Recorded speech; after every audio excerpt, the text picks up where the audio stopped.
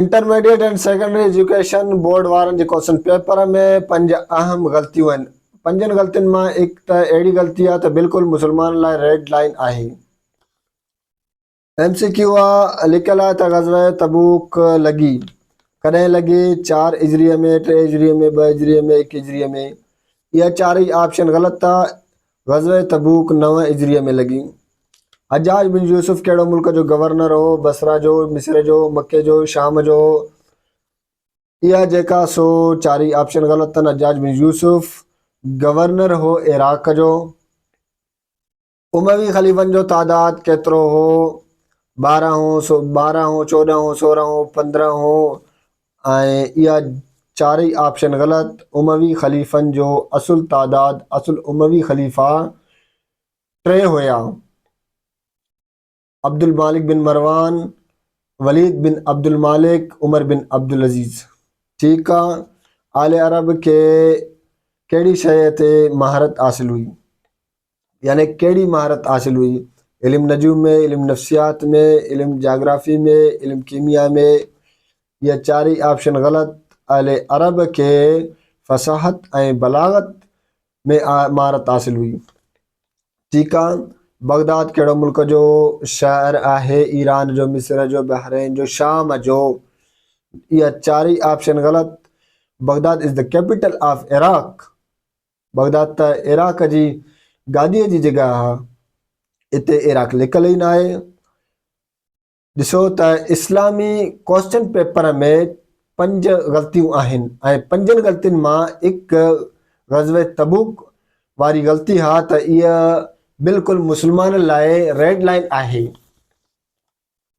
ऐं ॾिसो न, जेकॾहिं तव्हां पर्चे खे लिखियो था त महिरबानी करे उन खां पोइ पर्चे खे बिल्कुलु बिल इस्तिहाब चेक कयोसि। अवल खां आख़िर ताईं चेक करे पोइ इन खे पब्लिश कयो, पोइ इन खे शाये कयो।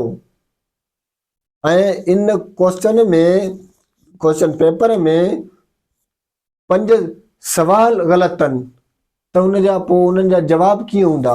पोइ जवाब कीअं दुरुस्त हूंदा? Question does not arise. सवाल ई पैदा न जेको सवाल ई ग़लति आहे, पोइ जवाब कीअं दुरुस्त हूंदो? सोचण जी ॻाल्हि आहे, फ़िक्र करण जी ॻाल्हि आहे। ऐं मां तो सम्झां त मां इन खे पंहिंजे लाइ इस्लामिक क्वेश्चन पेपरनि जी कि जेके 5 ग़लतियूं हुयूं ऐं इन खे मां पंहिंजे लाइ ज़िमेदारी सम्झमि। केमिस्ट्री में हूअं त केमिस्ट्री में बि ग़लती आहे, फिज़िक्स में बि ग़लती आहे, ऐं जनरल साइंस में बि ग़लती आहे, बायोलॉजी में बि ग़लतियूं आहिनि, मैथमेटिक्स में बि ग़लतियूं आहिनि।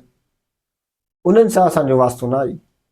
जेकॾहिं तव्हां चओ मां उहे बि तव्हांखे ॿुधाए सघां थो, पर इन खे मां पंहिंजे लाइ ज़िमेदारी सम्झमि। इन जे करे मां तव्हांखे ॿुधायूं त हिकु ॿियो को बि मुंहिंजो वास्तो न आहे। नाराज़ थियण जी ॻाल्हि न आहे। हिकु मुअद्दिबाना निमाणो अर्ज़ु थी कजे त महिरबानी करे इहा जेका सवाल इस्लामी क्वेश्चन पेपर जा जेका सवाल तव्हां लिखियो, इहो कंहिं मुस्तनद आलिम खां लिखायो त बहितर आहे, बहितर थींदो तव्हांजे लाइ। ऐं लिखियो था त मां तो सम्झां त पहिरियां ईअं कयो, तव्हां जेका निसाब आहे ईअं कयो त 100 ग़लती न 100 सवालनि जे करे 100 सवालनि त हिकु किताब मां 100 सवाल बाबा ॿुधायो स्टूडेंट्स खे त 100 सवाल ए सवाल असां ॾींदासीं त इन्हनि खे तव्हां यादि करे अचो। पोइ कापीअ ते बिल्कुलु तव्हां पाबंदी लॻायो, छो त कापी करणु गुनाह आहे। ठीकु आहे। ऐं कापी करण सां जेकॾहिं कापी कंदा पास थींदा त पोइ इहो शागिर्द बिल्कुलु शागिर्द बिल्कुलु अनकेपेबल थींदा न, नालाइक़ थींदा। उन्हनि में पोइ सही पढ़ण जो अहल न हूंदा, टीचर थियण जो उन्हनि में अहल न रहंदो। ठीकु आहे। ऐं ईअं कयो, कापी ते बिल्कुलु पाबंदी हणो ऐं जेको आहे सो पोइ त ई सवाल यादि कंदा, कापी थींदी न, गुनाह थींदो न, गुनाह ई न थींदो, बसि ॻाल्हि ई ख़तमु। इंशाल्लाह मूंखे उमेद आहे त तव्हां इन खे ॿुधी करे मुंहिंजी ॻाल्हियुनि खे ऐं इन्हनि जे मथां तव्हां इंशाल्लाह अमल कंदव। अल्लाह तव्हांखे तौफ़ीक़ बख़्शे।